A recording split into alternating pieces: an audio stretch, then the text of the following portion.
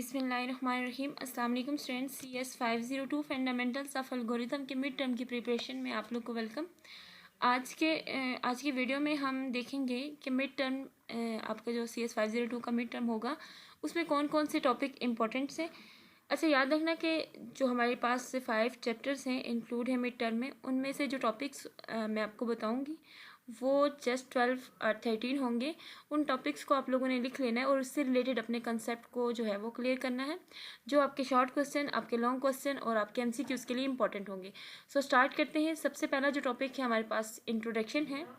Introduction of algorithm में यानी ये जो पूरा टॉपिक आपके सामने है, इसमें जो इंपॉर्टेंट टॉपिक है यहाँ पर जस्ट आर्थर का नेम है, यानी जिस साइंटिस्ट के बारे में लिखा है मैंने एल्गोरिथम से रिलेटेड, सिर्फ इसका नाम आपने याद रखना, सिर्फ MCQs के लिए इंपॉर्टेंट है। बाकी इस टॉपिक में ऐसा कुछ भी नहीं है जो आपके शॉर्ट क्वेश्चन के लिए आए या MCQs के लिए बन सके या फिर लॉन्ग क्वेश्चन के लिए। सो सेकेंड टॉपिक जो है वो है एल्गोरिथम की इनफॉर्मल डेफिनेशन।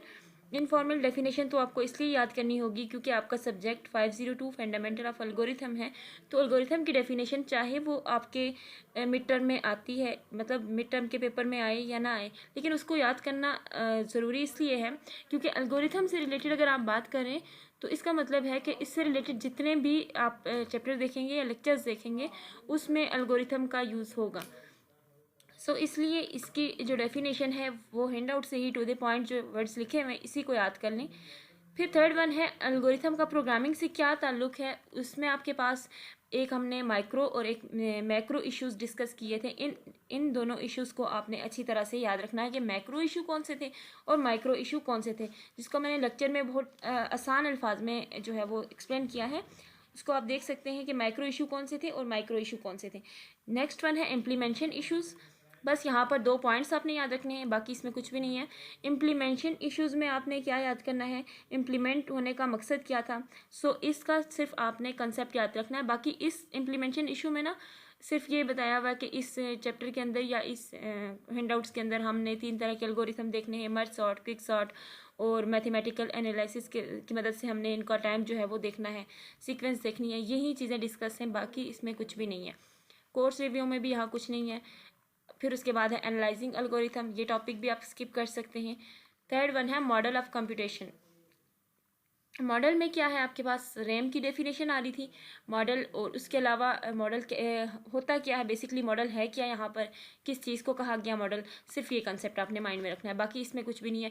एग्जांपल दी हुई है 2 डायमेंशन मैक्सिमा की, इस एग्जांपल को आपने याद इसलिए करना है कि ये एग्जांपल इंपॉर्टेंट है क्योंकि शॉर्ट सी एग्जांपल है और आपके हैंड आउट्स में जो लिखी हुई है ना यही आपके पेपर में आने के चांसेस हैं इसके, क्योंकि ये शॉर्ट है, लेंथी नहीं है। अब है जो मोस्ट इम्पॉर्टेंट टॉपिक है वो है brute force algorithm. Brute force algorithm की डेफिनेशन हो गई, उसके बाद ये जो इसका सीडो कोड है ये बहुत ज़्यादा इंपॉर्टेंट है। आप इसी सीडो कोड को याद रख लें, जैसे मैंने लेक्चर में इसको करवाया था, बहुत आसान, मतलब आप आसानी से इसको याद रख सकते हैं। अगर आपको समझ नहीं भी आती तो आप इसको याद कर सकते हैं क्योंकि इसमें कोई लॉजिक यूज़ नहीं है, सिर्फ आपने फॉर और डू लगाना है और उसमें जो जो काम आपने करना है उस सीक्वेंस से आपने इसको लेकर चलना है। बाकी इसमें इतना मुश्किल नहीं है और ग्राफ भी हमने समझ लिए थे अपने लेक्चर में। सिर्फ इस टॉपिक को आपने अच्छे से रखना है माइंड में। रनिंग टाइम कैसे इसका करना है, उसमें 2 तरह की टाइम हमने फाइंड करना सीखे थे। इसमें एक था रेस्ट केस टाइम, दूसरा था एवरेज केस टाइम। ये दोनों टाइम इंपॉर्टेंट हैं। अब इनमें देखें, यहाँ जो इनकी डेफिनेशन आपने एक बार याद कर ली ना, तो फिर यहाँ से आपके MCQs जो बनेंगे, लाइक ये फार्मूला MCQs में पूछा जा सकता है, यहाँ से इसकी डेफिनेशन पूछी जा सकती है, आपके MCQs भी कवर होंगे, आपके शॉर्ट क्वेश्चन भी कवर होंगे। इवन कि अगर ये लॉन्ग क्वेश्चन में आ जाता है डिटेल से तो फिर उसमें रेस्ट केस टाइम और एवरेज केस टाइम भी कवर हो जाएगा। सो इसको स्किप नहीं करना।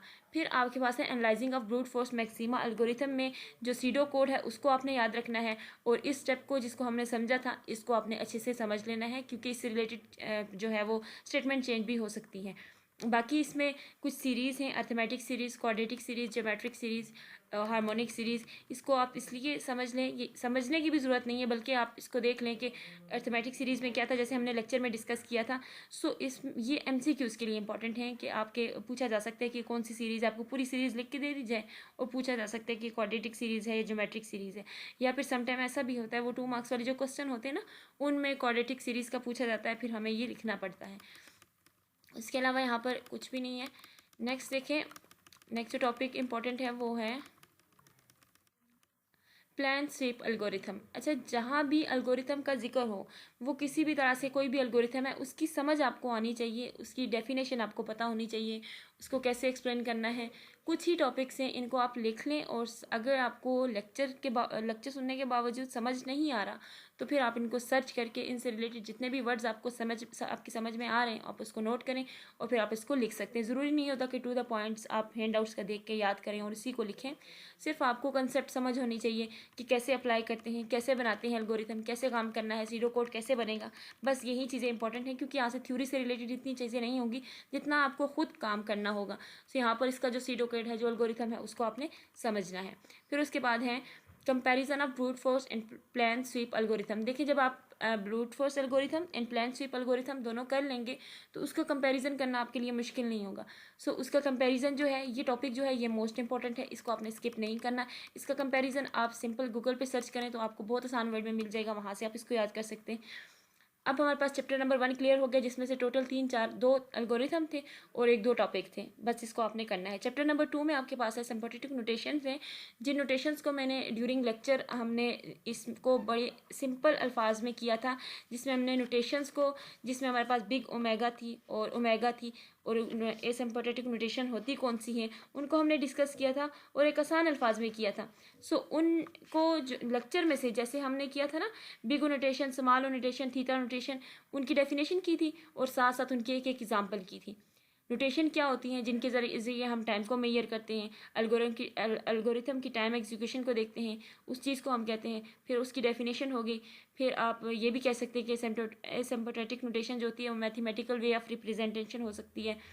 सो यहाँ पर 3 ही तरह की नोटेशन है और तीनों की जो एग्जाम्पल थी और तीनों की जो एक एक लाइन की डेफिनेशन थी, हमने जब चैप्टर नंबर 2 को किया था लेक्चर में, उसमें हमने सिर्फ 3 तरह की नोटेशंस को देखा था और वही इंपॉर्टेंट थी। फिर उसके अंदर जो है वो उसका worst case time, best case time कैसे फाइंड करना है, वो आपने याद रखना है। बस यही चीज़ है यहाँ पर, और कुछ भी नहीं। अपर बाउंड और लोअर बाउंड जो है वो आपके एमसीक्यूज के लिए इंपॉर्टेंट 2 टॉपिक हैं। बस ये जो चैप्टर है यहाँ पर ये ख़त्म हो जाता है, इसमें बाकी कुछ नहीं है। ये देखिए, ये एग्जांपल हमने ड्यूरिंग लेक्चर की थी, इसी को एग्जांपल को आप माइंड में रख लें कि ये कैसे थी, बिग नोटेशन कैसी थी, ओमेगा क्या है, ये चीज़ें आपने समझनी है बस। इसके अलावा इसमें इस चैप्टर के अंदर याद करने वाली, रटने वाली कोई चीज़ नहीं है। अब है चैप्टर नंबर 3, जिसमें डिवाइड एंड कंकर स्ट्रैटेजी है। अब देखें, डिवाइड एंड कंकर स्ट्रैटेजी के अंदर डिवाइड एंड कंकर स्ट्रैटेजी होता क्या है। सबसे पहला जो काम आपने करना है, इसकी डेफिनेशन को आपने समझना है। वो मैंने यहाँ पर आपको 2 लाइंस में करवाई थी। उसके बाद डिवाइड, कंकर और कंबाइन, ये 3 स्टेप आपने अच्छे से याद करने हैं। ये आपके शॉर्ट क्वेश्चन एमसीक्यूज के लिए इंपॉर्टेंट है बहुत ज़्यादा। सो उसके बाद देखें, मर्ज सॉर्ट आ जाता है। मर्ज सॉर्ट में डिवाइड, कंकर और कंबाइन को कैसे मर्ज करना है। अब आपने देखें, इस एल्गोरिथम को हमने किया था जिसमें आपके पास उसका सीडो कोड था और ये पूरा एल्गोरिथम था। ये हमने कैसे किया था, मर्ज सॉर्ट को डिवाइड किया था पहले, मतलब आपने पहला स्टेप जो था वो डिवाइड करने वाला किया था, मर्ज करने वाला किया था। सेकंड स्टेप उसका क्या किया था, थर्ड स्टेप क्या किया था और उसका सीडो कोड किया था। ये हमने पूरा लेक्चर में डिस्कस किया था और यही टॉपिक इंपॉर्टेंट है। इससे रिलेटेड स्टेटमेंट चेंज हो सकती है, बाकी इसमें कोई चेंजिंग नहीं होगी। आपको सिर्फ कंसेप्ट पता होना चाहिए, बाकी आप इजीली इसको कर सकते हैं। नेक्स्ट देखिए, यहाँ पर हमारे पास आ जाता है सिलेक्शन प्रॉब्लम। सिलेक्शन प्रॉब्लम क्या है? सबसे पहला जो काम है, इसकी डेफिनेशन जो यहीं पे आपको सिंपल अल्फाज में मिल जाती है कि सिलेक्शन प्रॉब्लम क्या है। सिलेक्शन प्रॉब्लम आपको दी होगी, आपने सिलेक्शन करनी है, कैसे करनी है हमने लेक्चर में किया था इसको। अब देखिए, सिर्फ इसकी आपको समझ होनी चाहिए। यहाँ पर ज़रूरी नहीं है कि यही स्टेटमेंट हो, यही नंबर्स हो, आपको नंबर चेंज हो सकते हैं, लेकिन प्रॉब्लम तो वही होगी ना, सिलेक्शन वाली। सो आपको कंसेप्ट का पता है, आपको नंबर चाहे वो चेंज करेगा, यही आपको दे दें, फिर आप इसको ईजिली कर सकते हैं। फिर उसके बाद सीव टेक्निक है, इसकी भी डेफिनेशन इंपॉर्टेंट है। अप्लाइंग द सीव सिलेक्शन, इसको स्किप कर सकते हैं। हाँ, अलबत्ता इसकी समझ होनी चाहिए, क्योंकि एमसीक्यूज में मोस्टली टॉपिक आ जाते हैं जो फिर आपको सॉल्व करने होते हैं। नेक्स्ट देखिए, हमारे पास चैप्टर नंबर 4 है सॉर्टिंग। अच्छा, सॉर्टिंग होता क्या है? सबसे पहला जो काम है कि सॉर्टिंग होता क्या है और उनमें सॉर्ट करने कैसे हैं। सॉर्टिंग में बबल सॉर्ट, इंसर्शन सॉर्ट और सिलेक्शन सॉर्ट की एक एक लाइन की डेफिनेशन है। बबल सॉर्ट होता क्या है, सिलेक्शन सॉर्ट होता क्या है और इंसर्शन सॉर्ट क्या है। इसको हमने ड्यूरिंग लेक्चर समझा था और हमने इससे रिलेटेड एक एग्जांपल की थी, जिसको अगर आप समझ गए ना तो आपके लिए पूरा चैप्टर जो है आप इजीली कर सकते हैं। यानी इससे रिलेटेड आपको ज़ाहिर क्वेश्चन तो आएंगे ना, सिलेक्शन सॉर्ट से रिलेटेड, इंसर्शन से, बबल से, तो आपको अगर कंसेप्ट समझ है तो आप इसको आसानी से कर सकते हैं। फिर हीप क्या है, हीप को कैसे अप्लाई करना है। हीप वाला टॉपिक मस्ट है कि वो शॉर्ट क्वेश्चन में आए, ये किसी भी सूरत स्किप होने वाला नहीं है। हीप से रिलेटेड डेफिनेशन भी उसकी आ सकती है, और ये जो कंसेप्ट था हीप से रिलेटेड ये भी मैंने आपको करवा दिया था लेक्चर में, ये भी बहुत इंपॉर्टेंट है, इसको आप लोगों ने देख लेना है उससे रिलेटेड। उसके बाद ये ग्राफ भी हमने सारे किए थे। फिर उसके बाद हीप प्रोसीजर ये सारे स्किप कर सकते हैं आप, क्योंकि बस हीप से रिलेटेड आपको कंसेप्ट क्लियर होना चाहिए। वो हो गया तो वहीं से क्वेश्चन आएगा, वहीं से आपने करना है। नेक्स्ट आपके पास है quick sort. Quick sort most important question है।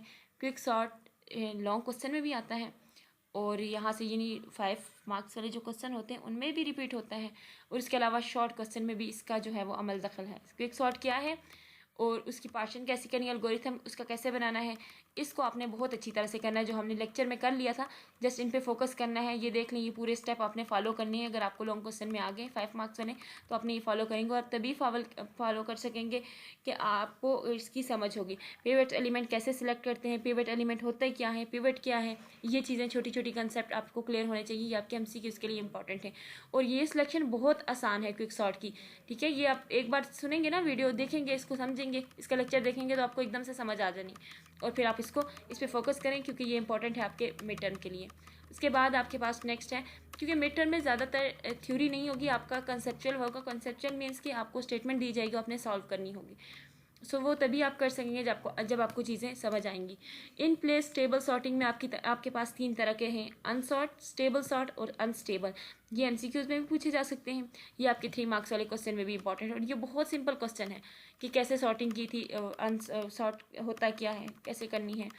सो ये एक सिंपल टॉपिक है, इसको आप लोगों ने कर लेना है। फिर है हमारे पास chapter number 5 linear time sorting. Linear time sorting क्या होता है और काउंटिंग सॉर्ट क्या है। काउंटिंग सॉर्ट जो है ये आपके 3 मार्क्स वाले क्वेश्चन के लिए इंपॉर्टेंट है। इसका सिर्फ कंसेप्ट यानी सिर्फ आपने इसको याद रखना है कि होता क्या है, यानी इसकी डेफिनेशन आप कह सकते हैं, वो आपको समझ होनी चाहिए कि वो होती क्या है। उसके बाद इस लेक्चर के अंदर यानी चैप्टर नंबर जो 5 है और आपका लेक्चर नंबर 23 तक ये इसी में कंप्लीट होते हैं। इसमें से लीनियर टाइम सॉर्टिंग और उसके साथ जो है वो नेक्स्ट ये एल्गोरिथम हमने स्टेप बाय स्टेप किए थे, यहाँ पर बहुत लेंथी करवाए गए, लेकिन आपने इसको हर स्टेप को जो है वो अलग अलग से इसका ग्राफ बनाया गया, लेकिन आपने तो एक ही बार करना है ना, तो आपको 1-2 ग्राफ ही बनेंगे, ज़्यादा नहीं बनेंगे। सो आपने एक ही बार सॉल्व करना है इसको। यहाँ पर बहुत लेंथी प्रोसीजर है, लेक्चर में मैंने आपको शॉर्ट करके करवाया था, लेक्चर में आप उसको समझ सकते हैं कि कैसे हमने किया था। नेक्स्ट देखिए आपके पास जो टॉपिक है बकेट और बिन सॉर्ट।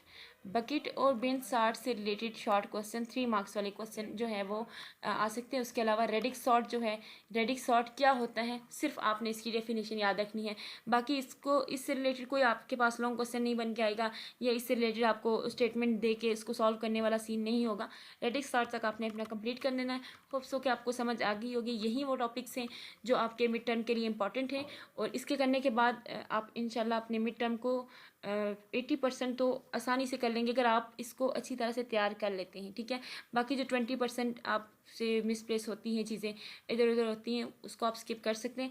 जो मैंने आपको टॉपिक्स बताए हैं इसमें से आपका पेपर बहुत अच्छी तरह से सॉल्व हो सकते हैं, और आप जो है वो अपनी प्रिपरेशन भी कर सकते हैं। कम वक्त में कम ही टॉपिक्स लेकर उन पर अच्छे से फोकस करें, और मिलते हैं अब नेक्स्ट वीडियो में। आज के लिए इतना ही था। ओके, अल्लाह हाफिज़।